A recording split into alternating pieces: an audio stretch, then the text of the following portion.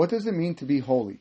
We tend to associate holiness with big things, Torah, Tefillah, Mitzvot, but the Torah says something far deeper and personal.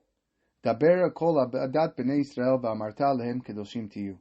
Speak to the entire congregation of Israel and say, you shall be holy. Rashi explains that holiness comes from separation, from holding ourselves back from what is forbidden. But that applies not only to forbidden actions, it applies just as much to speech. Chafetz Chaim says that every time we hold ourselves back from Lashon Hara, from gossip, mockery, or judgmental speech, we're fulfilling Kedoshim Tiyu. We are declaring, I could say something harmful, but I choose holiness instead.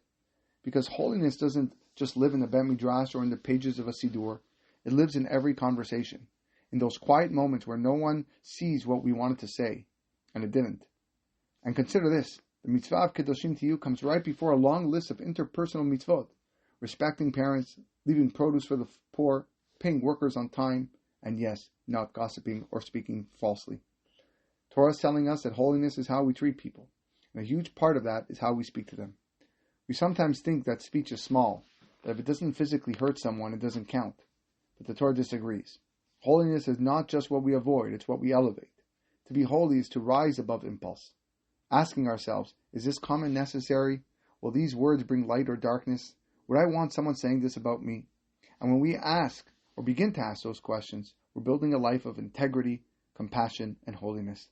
The Zohar teaches that the tongue is like a sword, but it can also be like a flame, capable of lighting up the world. Now, we're so close to Yom Kippur, we're seeking to draw close to Hashem.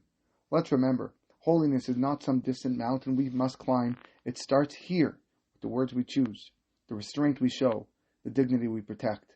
So today, and every day, ask yourself, can I bring a little more holiness into the world just by holding my tongue? Yes, you can. And when you do, Kedoshim Tiyu isn't just a command. It becomes a description of who you already are becoming.